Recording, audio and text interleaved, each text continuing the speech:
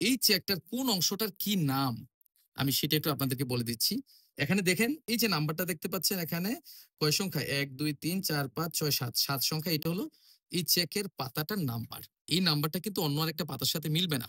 তারপরে ব্রাঞ্চের নামটা এখানে লিখা থাকে যেই ব্রাঞ্চে অ্যাকাউন্টটা ওপেন করা হয়েছে। তারপরে যে সংখ্যাটা আপনারা দেখতে পাচ্ছেন সেটা হলো রাউটিং নাম্বার। এই রাউটিং নাম্বারটা হলো এই ব্রাঞ্চের একটা ইউনিক নাম্বার। প্রত্যেকটা ব্রাঞ্চের একটা রাউটিং নাম্বার থাকে। এই ব্রাঞ্চে ধরেন ৫,০০০ অ্যাকাউন্ট থাকতে পারে।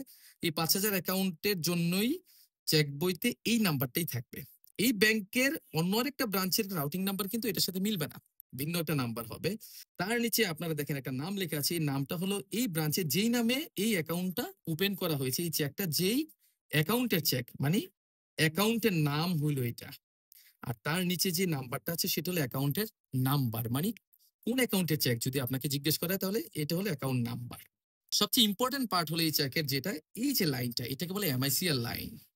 এই এমআইসিআর লাইনটাতে এই চেকের যে বেসিক ইনফরমেশন গুলো আছে, যেমন এই চেকের বেসিক ইনফরমেশন কি, চেকের নাম্বারটা কত সেটা কিন্তু দেখেন এখানে প্রথমেই লেখা আছে।